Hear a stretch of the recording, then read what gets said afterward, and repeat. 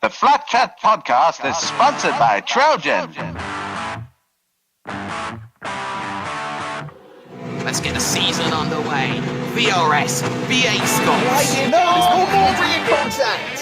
Wow, Down the inside, drives contact. No, they touch. They hold it together though. Everybody goes. Dulce gets a storming start from the front row. Oh, hang on a minute. Who is that? Round the outside, get the inside, hold it down to the inside, he sends one. Time to make your name, son! Rewind on the edge for the hairpin, okay. Goes off to the in the room and gets the position. Hello and welcome to another edition of the Flatchat podcast, and for the first time brought to you by SimSpeed Entertainment.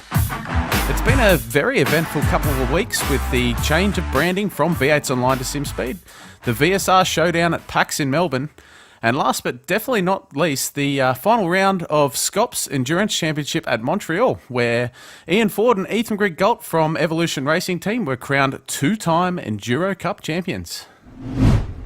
Off the back of this, tonight's guests, the winners of the Scops Enduro Cup from ERT, Ian Ford and Ethan Grigg-Gault will join us, and the winner of the VSR showdown, Dayne Warren.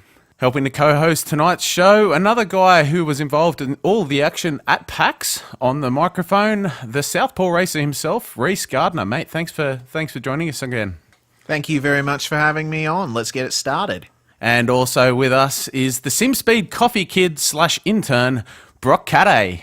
Hi there. I swear I can make a good coffee.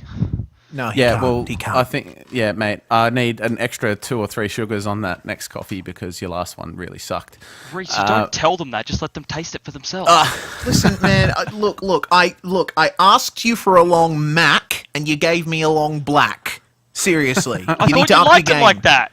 No, not true. Oh, damn. You know, the show's producer, JC Richards, would normally be here. Now I'm kind of regretting that he's not.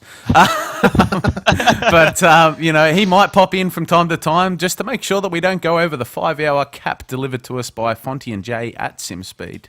Yeah, that's the new rule, right? Like, it can't be longer than a Bathurst 1000. We'd like to change the name to the Flatchat Endurance Podcast. Yes, and halfway through we're going to switch to a different co-host. No, I'm joking.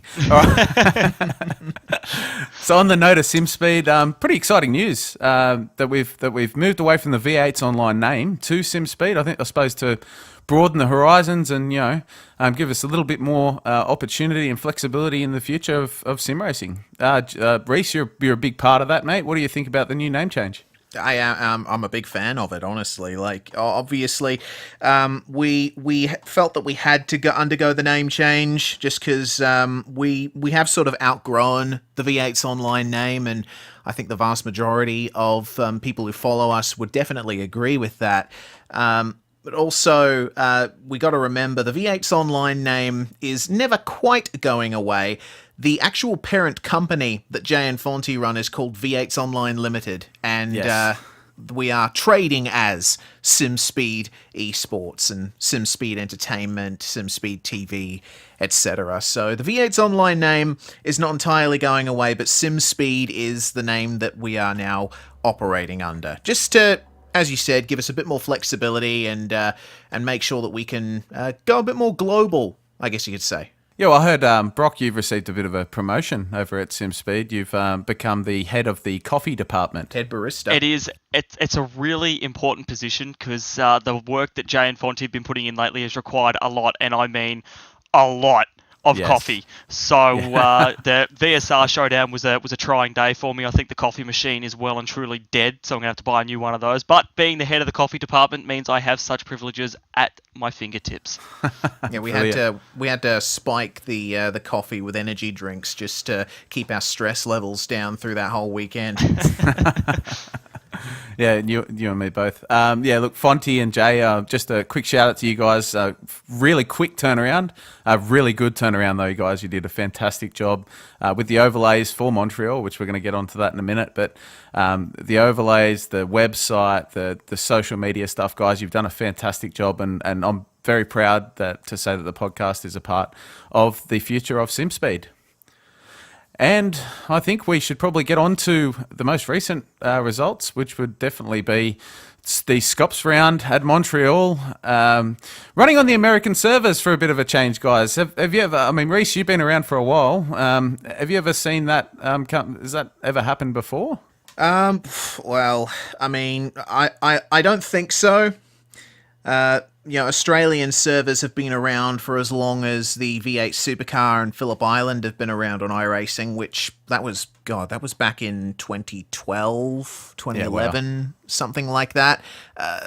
Even 2010, maybe. Very long time ago. So, iRacing has had an Australian server farm since, but for some reason, this weekend, it was out. So, unfortunately, American servers had to be used for this Scops round, and it didn't quite go to plan. We did have, obviously, Australians racing on an American server means that there's a lot more latency to deal with, and, I think a lot of drivers came out of that one quite unhappy. It was very scary, I can tell you now. I was a bit of a backmarker in that race. It was very, very scary going within 1 metre of any car. Apologies to Joel Kenton, who I took the boot off on corner 1, lap 1. Oops. Whoops-a-daisy. Nah, well, those servers, they'll punish you hard. And look, it became a bit of a factor throughout the race. The first corner of pretty much both the races caused some havoc, and unfortunately there was some big names taken out of the front of the race, but there was one big name who somehow kept it clean the whole weekend. Josh Rogers and Jake Maloney. I mean, what a great job to take out both races from beginning to end. They led the race.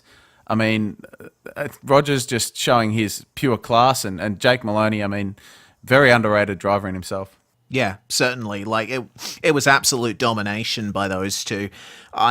It just goes to show that me and Jay, commentating alongside each other in his garage for the very, very first time, we barely gave them any airtime at all, because obviously the action through the field was so controversial, so entertaining, and meanwhile they're out the front just lapping away, and there was nothing that anyone else could do to stand up to them. So it was a very impressive performance from those guys. Well, the only car I think throughout the weekend that challenged them a bit, I suppose at the beginning, was Jared Filsell and Josh Muggleton. I mean, obviously Filsell is a weapon in the V8, and Muggleton and Maloney generally go lap for lap. They're both pretty similar in pace, but very, very unlucky in that second race, getting caught up in some stuff. And wow, I mean, I don't think I've ever seen the car of Jared Filsell park it on the side and cause a safety car due to some tech issues. I mean, that's crazy. Yeah, it certainly is. It was something that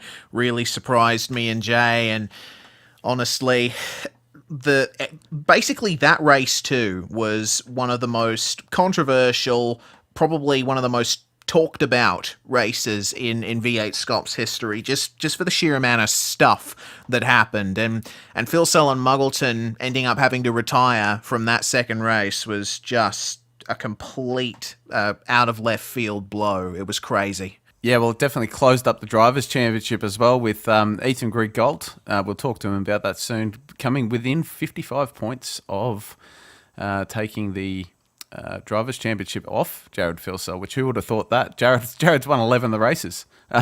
Yeah, that's wow. Exactly right. Exactly right. And I think this round, with the special circumstances that we've suffered with the servers and all that sort of stuff, it's given Ethan Grigg-Gault the lifeline that he needs to try and beat Jared Filsell in this championship, because he's emerged as a challenger since the early season, but has never quite been able to get that leg up on Jared, to get on that same footing.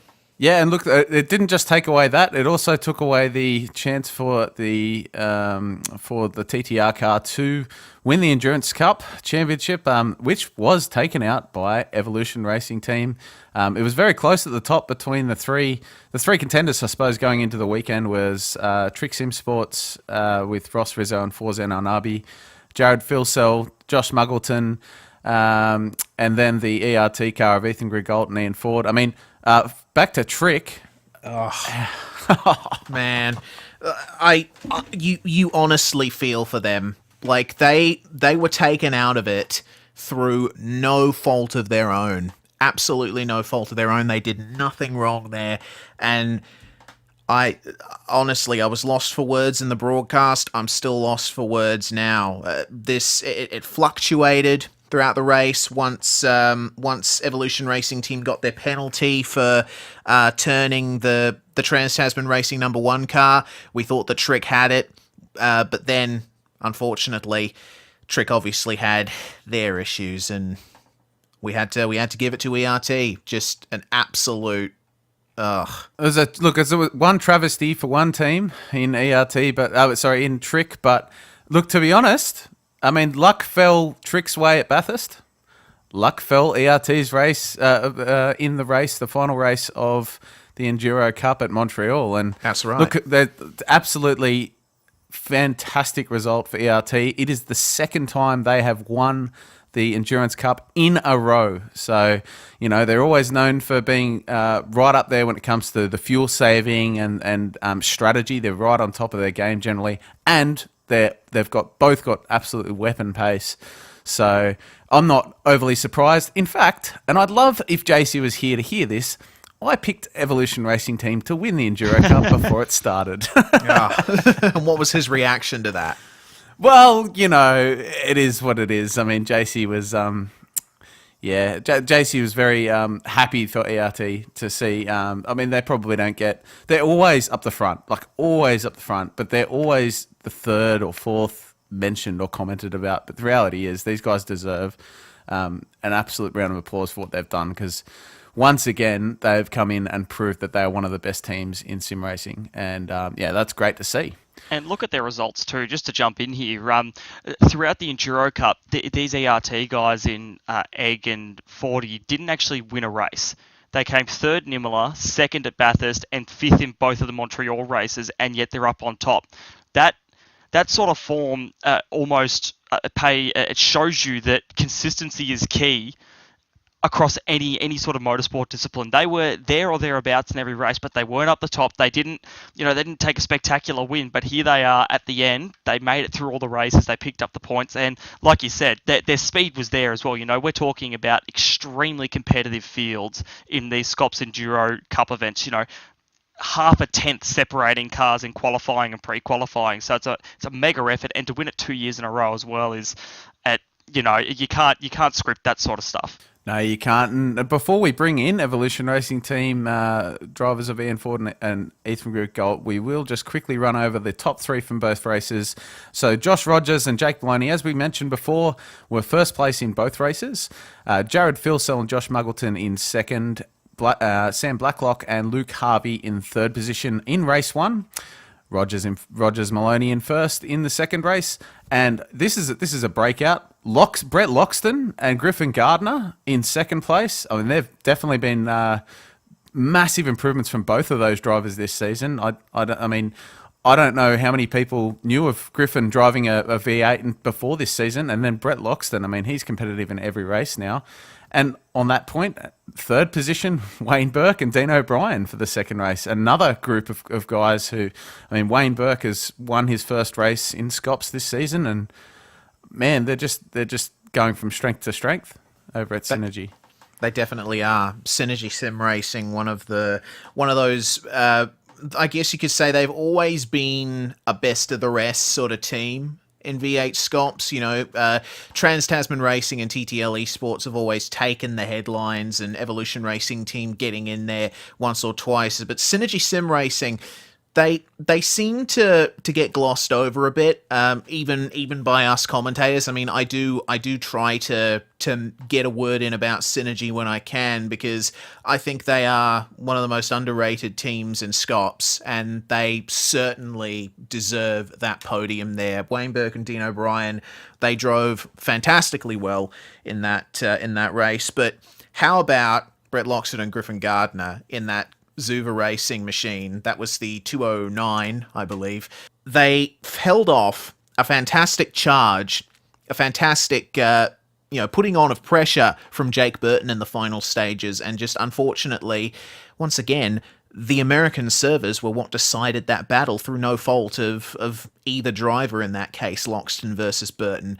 But that was such crazy. a shame. Yeah, that was such a shame. Watching that battle, that was going to go down to the last corner, coming out of the chicane to the Wall of Champions, and it was just a shame that Netcode struck there. I feel devastated for Burton because that was looking to be a real good battle, and he was fighting that so hard. But equally, like you said, the American servers, that netcode and everything, there's nothing we can do about it. You don't want to give the car next to you 2 meters on either side to make sure you don't hit them, and equally you want to race them. So it's a bit unfortunate to see, but like you said, great to see Loxton and Gardner up there in that Zuva Racing mobile. Well, I think, guys, it's now time that we might move on to our first guest for the evening. We'll introduce to you the two-time Endurance Cup champions for Scops, Ethan Grigg-Gault and Ian Ford. How you guys going? Thanks for joining us tonight. Yeah, good to be here, as always. It's like netcode's probably going to be the topic of the night, I'm guessing, but... yeah. I have absolutely no doubt. Ethan, mate, you had a fantastic series. Your pace is right up there at the moment. You've been really, really competitive all season. You're now sitting in second place in the Drivers' Championship. Mate, how does it feel to be a two-time Scops Endurance Cup championship? Oh, yeah, it's actually pretty awesome. Last year was me and 40's first partnering, so we weren't exactly expecting to get the championship, but we came out with it, and it's really awesome to back it up again this year. So 2 in a row is just mad. Well, yeah, I'll tell you what, you guys had some up and down luck throughout that series. I mean, with Bathurst, that awesome drive from you, Ethan, in that race, that was amazing to see. That car was very banged up, and you were so close to get the victory. Obviously, you guys weren't overly stoked with the result of that specific race. However, I mean, you guys get the last laugh with the win. So congratulations, and it's you guys deserve it for sure. I'm pretty sure Ethan wants me to shine up all the cars before I hand them over next time. But I'm pretty sure I handed him cars just missing panels here, there, and everywhere this year. Mate, that's what would have happened to pretty much everyone at Montreal this weekend. Did you guys have too much? I mean, I saw that you had a few prangs throughout the race there, but how was the car in general? Like, were you scared to send it, or were you holding onto the car with the? Were you just keeping it consistent with the risk of netcode getting involved? In the first race, the car felt awesome, and we pretty much kept it clean the entire time. But with the setup, we were sort of compromising in some parts of the track to make it better in others. So you could push in some areas and not in others. And pretty much in that second one, after we I think 40 got a bit of contact in the chicane, and we got a car run up our arse. We sort of lost all engine power after that. So we were a bit down on the straights, couldn't really fight too hard. And then my last stint there wasn't not the best at all, and I tweaked the steering a couple of times on the wall, which made it very difficult to drive. Yeah, I'd like to just talk about the general handling of that first race. It's like the car was solid. I'm still struggling with a bit of braking, especially into the low speed stuff. Just since the car changed and our setups have changed a little bit more, like I've just got less confidence. But come that second race, it's like with that extra heat, it just turned the car into a bit of a mystery mobile. Yeah, absolutely. I don't think it was just you that happened to, but look, I want to know a bigger picture question here. Now, everyone knows that you guys are kings on the strategy. I know that you guys kind of deny it, but who's the bigger fuel saver out of the two? We've seen you guys coasting for years and years, and 40. We don't really know. End of story. 40 it's 40. I hate fuel saving. I avoid it at all costs. It's all 40. I blame him. So has he taught you some of his ways, Ethan? I sort of learnt fuel saving back when I was at STC Motorsports, and it sort of just carried over. I guess it's easy to do for me, but I'd like to get rid of the fuel saving moniker. That all goes to 40. So. Yeah, Marty Carroll over at STC definitely knows all the cheeky ways to win a race. So obviously that's who taught Ethan. But I'll take the title on this one here. It certainly seems like any time you guys are in the car together, then the fuel saving team label has been affixed to you, but you do have some competition in the fuel-saving stakes and scops now in the form of Trick. It's kind of a similar situation, I reckon. You got Ross Rizzo, who fuel saves, Ian Ford. I think now, shout out to Ross. You had a great series as well, but I reckon Ian's got you in a one-on-one race. But yeah, I mean, Forzan puts the hammer down. Ethan puts the hammer down, and look how well both those teams did this Enduro Cup. But you guys got the final laugh, and congratulations to you guys for doing that. And so, what I wanted to know though was before this Endurance Cup, did you guys think, okay, we're going to do this again? Or was there a strategy that you guys went about? Did you change anything from last season? Drive fast. Yeah, that's pretty much it. Drive fast and hope that you're still running at the end. Was that not the plan last year? I think it's the plan for every race every year. I think that's just racing. True. That is very true. But no, I must admit, in some of the bigger races, especially like pretty much at Imola, where we had the 500k, and Bathurst with obviously the 1000ks, there's a lot more strategy involved with trying to manage your stints and all that. But certainly in the shorter races, like the 200-300ks and pretty much all the solo driver races, you just go hammering hard out. And Ethan, you're closing the gap on Jared Filson on the Drivers' Championship, which I mentioned before.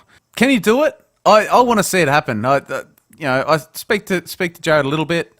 He'd be absolutely gutted, but I think that you have what it takes, mate. Are you going to put in the extra 20 hours this week to make sure that the next round is going to be another victory for Ethan Grigg-Gault? Oh, look, I would love nothing better to become V8 Scops champion, but to be honest, at the moment with the pace that Phil Sell's been putting out, and I've only got one race win this season. He has 12, so it'd take it's a bit daunting, eh? It'd take quite a bit of doing that to be able to outpace him or start getting race wins and that sort of thing. We're still mathematically in with a chance to win the championship, but there'd need to be quite a few things to go on for that to happen. So I'm not looking too optimistic, just sort of looking towards the future in the next couple of years to trying to improve myself as a driver even more. Like I like to think we've made a massive step ahead this year. I think I finished 7th in the last year's Drivers' Championship, and now we're sitting 2nd. So there's a pretty good improvement year on year, and hopefully make it one better next year if we don't get it this year. Well, it's actually a bit closer this year. Between the top 3 drivers, you've got, I think it's within 100 points, you, Jared and Madison. So it'd be interesting to see how it plays out. You never know what's going to happen during a Scops weekend, as we saw last weekend at Montreal with all the netcode contacts and the high action, let's just call it that, and the awesome broadcast put together by the first broadcast by SimSpeed under the SimSpeed banner.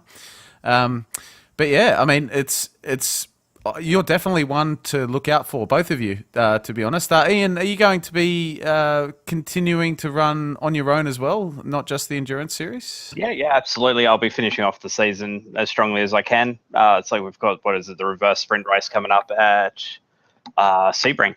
So that should be quite good. I quite enjoyed the one at Interlagos, even though I did start from the very back of the grid at the final race of that one. So that was a bit of a challenge. But yeah, it's like finishing up at Road America. It's like, love that track. It's like always a good fun. So it's definitely going to lock them in. With all my drop rounds out of the way, it's like I'll see if I can squeeze in. Yeah, cool. Awesome, guys. Now, Ethan, you were at the VSR Showdown, if my notes are correct. Yes. How did you find it, mate? Very interesting experience. My second time on land, my first time was at Battlefield, so this is the first time for racing, and it was actually just real good to meet a lot of the people that I've raced in iRacing in person. So yeah, just the whole thing about being at PAX and having an esport event there based around iRacing is just awesome in the first place. So yeah, it was good. How'd you end up going, mate? I kind of missed half of it. I was at work for the majority of it, unfortunately, but I saw the podium and I saw a couple of the heats, but I did miss you racing, mate. Did you give it a real lob? Yeah, we gave it a good crack, but I'm a little disappointed with the way I performed there. We didn't get a lot of time in the sims, and just with the way the day played out with PAX and all that sort of thing, with having to put the public through the simulators, we actually sort of started running out of time at the end. So there was a quick format change at the end. We needed to put 9 drivers through the sims to come out with a a two-person race at the end due to one of the sims having technical difficulties, and I missed out on the final race by 0.5 of a second in the end over one lap. So, wow, that was that stings. Have you been in something like that before? Like, I mean, obviously they run virtual reality. I've been in the modem sims a couple of times before. Back when Simon was in our team, we were actually sponsored by them, so I've actually been at their headquarters and stuffed around on them for a bit. But awesome. But just with the way they drive and everything, it's an equal playing field when everyone gets there. It just drives so different to most people's normal home sims. So it's a very good equal playing field for everyone. As you can see, a lot of the times were ridiculously close. Like, I think in the initial practice sessions for the seedings, I think the top 6 cars were separated by 1/10.5, and that's after 15 minutes of practice and probably a lot of people's first times on a motion sim themselves. Yeah, well, I think that might have played an advantage too. I mean, you look at the podium, everyone besides Dayne Warren had been in one of those on the podium, with Daniel Benefield and Mitch McLeod both competing in the Sydney event. But yeah, no, I think so you're within 1/10 of the final. I mean, mate, unlucky. But I suppose, would you be keen next time, mate? Would you recommend it to other sim racers out there? I'd very much recommend it, just for the fact that you can go there, meet the sim racers and all that you race with online. Even if you don't qualify for the event yourself, it's just good to go down and have a talk to everyone and just get involved in the whole thing. It seems like here in Australia, sim racing is, esports sim racing is on the rise at a rapid rate, and as it is everywhere in the world too. So we're sitting at a pretty good time at the moment. Well, guys, I just wanted to congratulate you one more time. Thank you very much for joining us on the podcast. Congratulations on winning the Enduro Cup once again. And Ian, have you got any your sponsors? You want to shout out your sponsors or your teammates, mate? Obviously, all the sponsors and teammates. I'll get to that. It's like, I'm sure we could get some decent listening numbers out of controversy for this. Oh yeah, for sure, for sure. To say the least, it was very controversial round. All good. It's like definitely all the shout outs to the guys over at ERT, putting in another stellar effort this season. It's like a lot of the times we've been searching for little bits and pieces in the car setup, and we've got enough drivers to basically back it up, go out and on track and, find little bits and pieces. So we ended up with a fairly complete car for most of the Enduros. It's like we got Logitech on board, which are doing a fantastic job once again for us this year. It's like, I'm pretty sure we've got about another 12 months with them now, so that's always a good thing. We've got Speed Cafe as well. It's like, I'm not sure. Yeah, that's massive news, mate. I'm not sure how long that's going for, but yeah, it's like, it's amazing to see something like Speed Cafe on cars each week. It's like, should be running a few more official races nowadays, so we should be up to the front of that. Fingers crossed. As long as there's no netcode issues.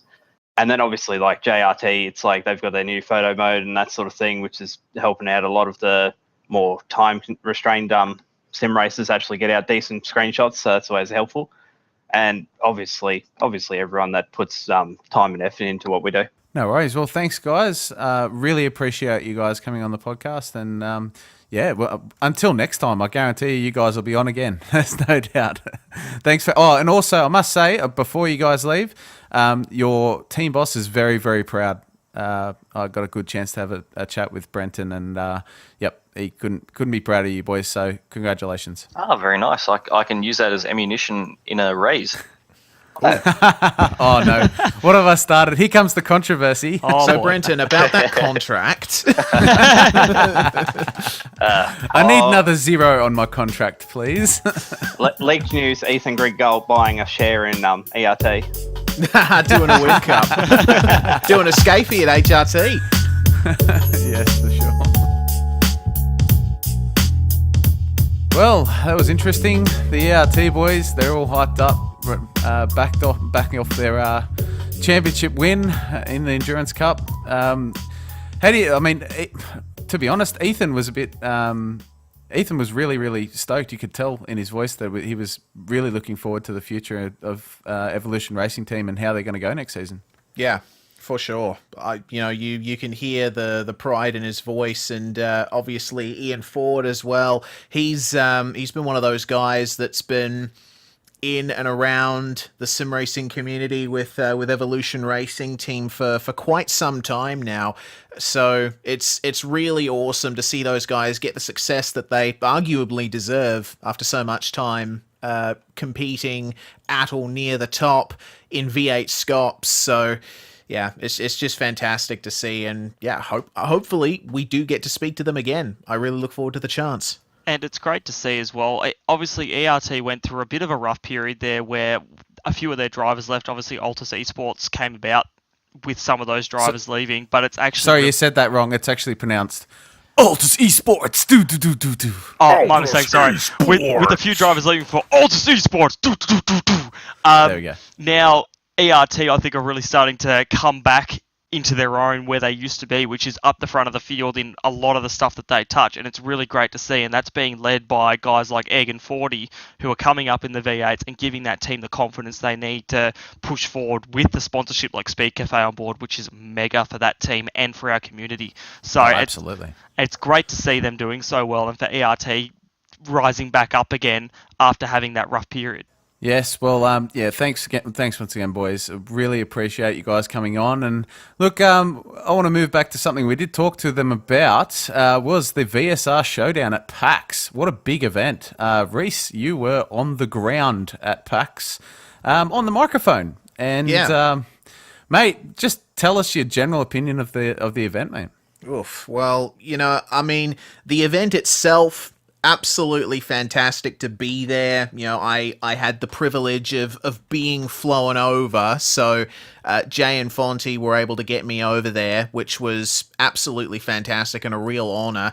And of course, being able to meet those guys. Oh, you got a free ticket? Yes, I did. Oh, damn, I should have been on their back for free tickets. Dang.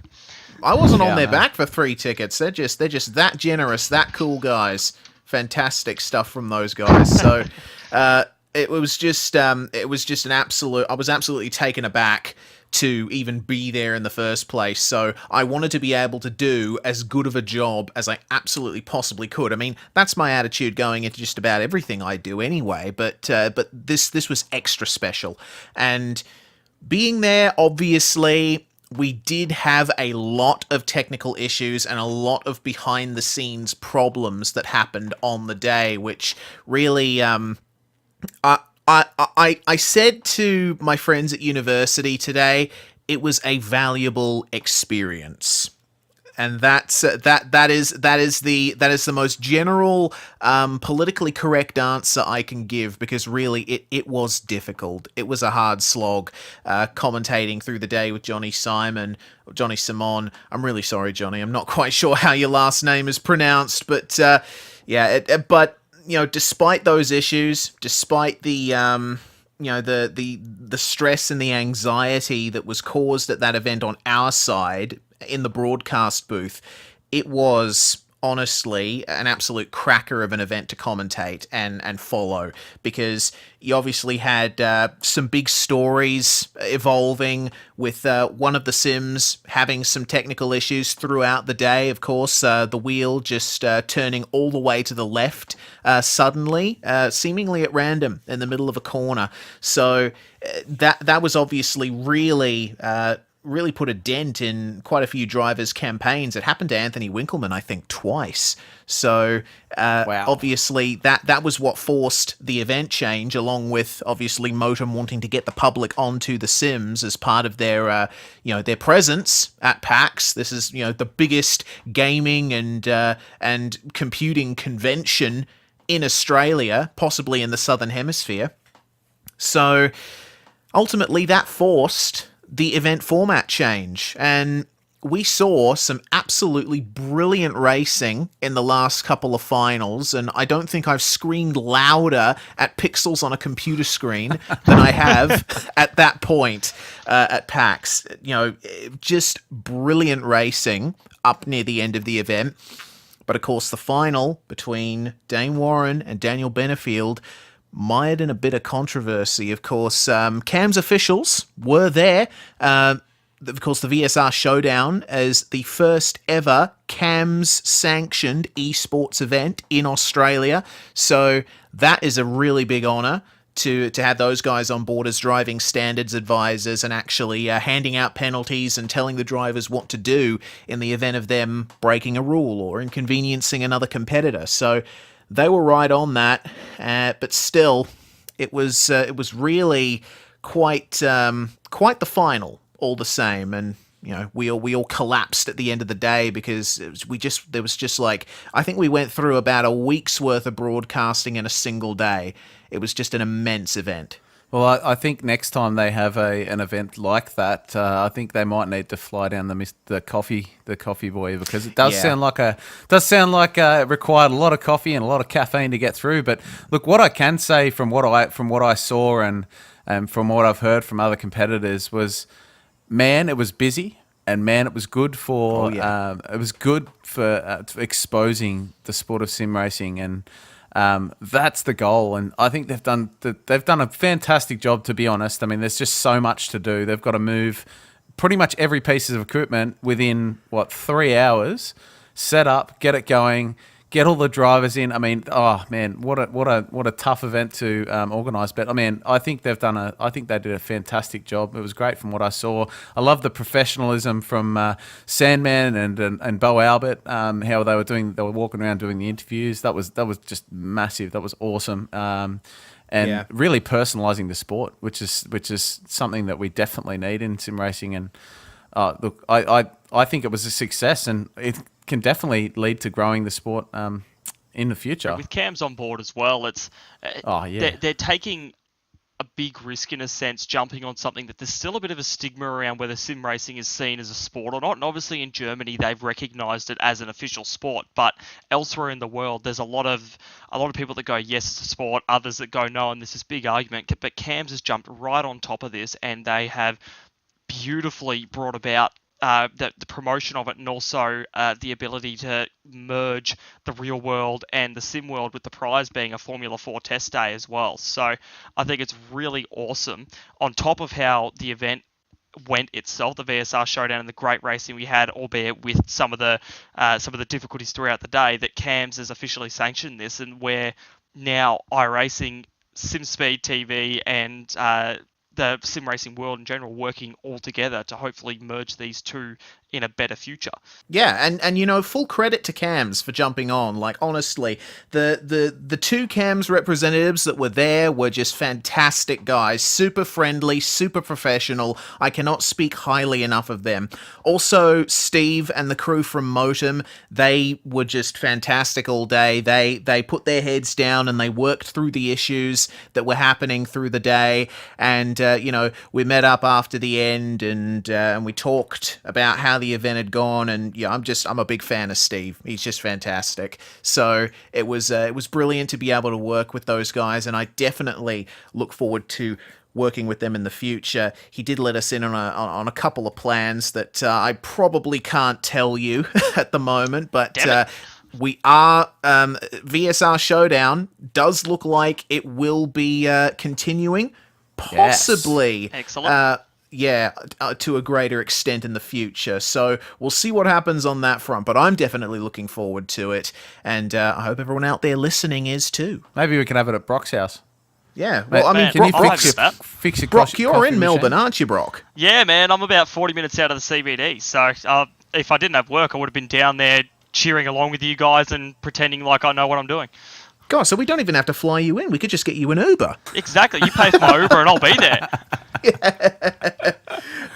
I'll bring my coffee machine too. Man. Have to load that into the boot. You'd have to get an Uber XL. That's fine. There are plenty around the area. I'm sure they'd be willing. No questions asked. Well, speaking of the VSR Showdown, I think it's about time we get in one of the other competitors. I think Dayne Warren's hanging around somewhere. He's a bit more. More than one of the other competitors. He won the damn thing. Yeah, he always works in the shadows. Don't worry about it. Dayne, mate, welcome. The party star, the designated party starter for All Star Motorsports, Dayne Warren, mate. Thanks heaps for joining us. Hot. Hey, come on, matey. You're always a man of few words, so we'll get straight to it, mate. Congratulations, first and foremost, for winning the event. Fantastic work to win such a competitive event. Mate, how did you find racing in one of those sims? You've never really driven in one of those things before, have you? Yeah, it's just a little bit different to a desk chair in a G920, but Premium setup right there. I heard you've upgraded from the Mac, mate. I've gone to an actual PC now, so how good's that? Get more than 60 frames, so it's a bit of an upgrade. Wow. But no, the rigs were pretty good. I found we actually adapted to them a bit quicker than we expected, so yeah, no complaints. It was heaps of fun. Yeah, that's awesome. Was it nerve-wracking? I mean, this is one thing. Like, there wasn't a small amount of people there. There wasn't 5 people over your shoulder. There was heaps of people there. I mean, for me, I know that if I was sitting in that rig, I would have been I would have been very, very scared. Yeah, 17 other competitors. It's no easy task, but yeah, didn't worry about it too much. Just got on with it and tried to adapt as quickly as we could. Do you reckon your experience in the go-karts help? I've had that asked before, and I don't reckon it does. It's hard to tell because it's still a game. I still take it as a game, and iRacing is a simulator. It's not a game. Yeah, mate, can you just hold off for a second there, Dayne? I mean, far out. You're getting pretty loud and excited. Yep. Sorry, man. We're gonna have to end the interview here. You've caused enough damage as it is. Mate, you've got to be excited about driving the F4 car, though, mate. I mean, what a prize! How unexcited was I in the interview after the race? Yeah, well, I was there. Hey, at least you know it now. No. I was there. It's like I'm holding out the mic to you. Yeah. And, obviously me, it's like, Dayne Warren, you must be absolutely over the moon to drive this Formula 4 car. I pass the mic to you and you're like, yeah, it's pretty good. Yeah, no, I don't know. Has it sunk in? I wasn't expecting to win it. That's the whole thing. I got off the rig. I just killed Benefield and I had no idea I won it. But yeah, no, I'm hyped. Absolutely hyped to give an F4 a go. Hopefully don't put into a wall. Yeah, that would be not ideal at all. Yeah, Can not afford that, mate. I heard there was some controversy. Can you maybe elaborate on what happened? Because I'll be honest, I did not see that. I saw the end result, and that is all I saw. You didn't see the race? I saw dribs and drabs of it, but I was working. Earning a living. About 1,000 kilometres away, and I was working. Well, the first incident, I pretty much straight-lined him at turn 1, which was all me.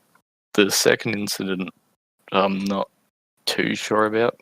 I reckon it was a bit of 50-50. We kind of moved into each other. Yeah, I'm just not happy with that race win at all. I would have liked a bit more of a battle. Well, look, Daniel Benefield will probably go to the next one if there's another one. So Yeah.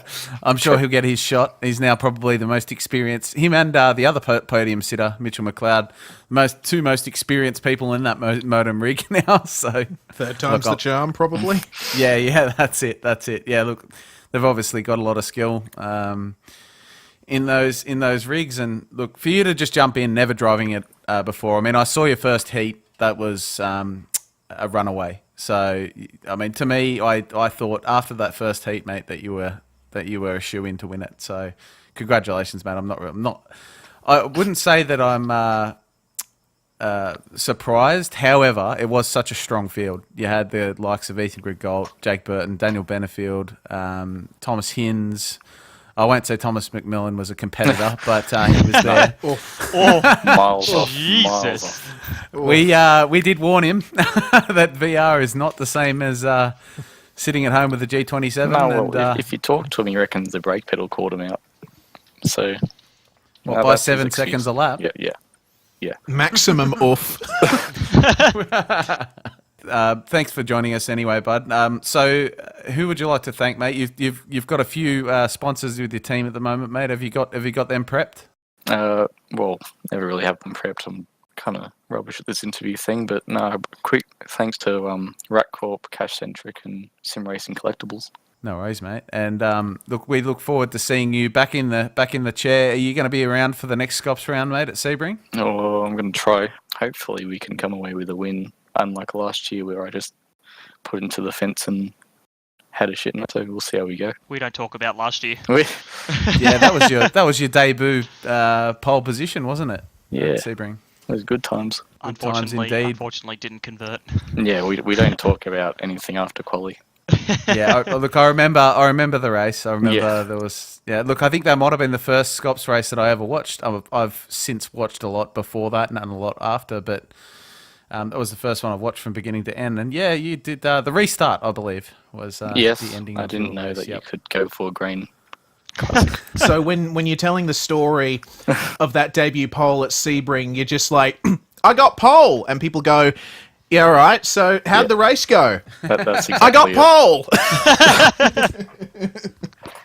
It's one of those achievements that you mention half of, and the other half just doesn't exist.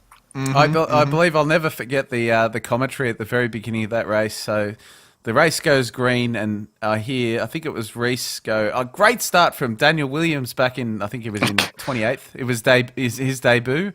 Goes through the first corner, all good. Goes through the second corner, and he's on his roof. Straight one by Greg Sharp, it was. Turns him over while I think it's his first race in VR as well, so that ended good for him. Oh, bit of nausea coming from that one. Yeah, far out. God, I'm feeling sick just hearing about it. Yeah. Well, Dayne, thanks for joining us, mate. We'd love to have you on again. You definitely bring the party every time you come onto the podcast, mate. So I can only try. Look forward to having you again. Yeah, hope to be back for a bit more banter. Cheers, mate. Yeah, thanks, lads.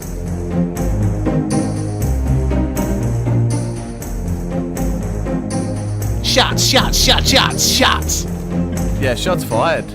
Jesus Christ, there's shots everywhere in that. That was definitely the most excited I've heard Dayne, especially when we brought up the F4 drive. Certainly. Race. Was that more exciting than his interview after the race? On his interview, he's like, oh yeah, we'll take it as it comes, and well, it'll be hopefully it'll be good.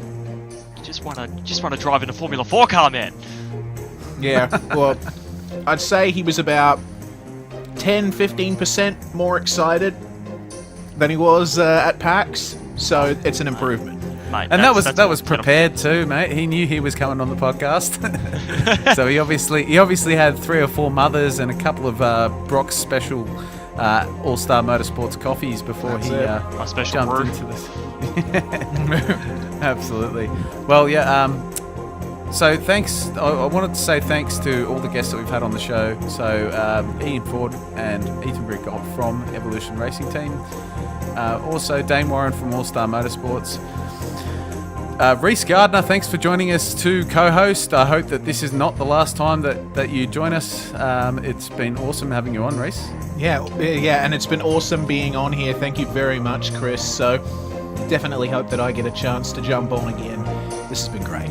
And Brock, before you go and make my post-podcast coffee, have you got any other last words, mate? For the last time ever. Live long and prosper and out. Nah, it's good to be here, and hopefully I can come back and be on the podcast again, bring in my world-famous coffee to the podcast for all the boys. But it's good to be on here, Kessey, and interviewing a few of the blokes participating in the banter. No worries, Brock. Well, thanks guys for joining us. Be sure to like us on Facebook and check out the new SimSpeed website at simspeed.tv, and you'll find us underneath the entertainment tab. Thank you for joining us once again on the Flatchat podcast. Mr. Producer JC Richards, take it away.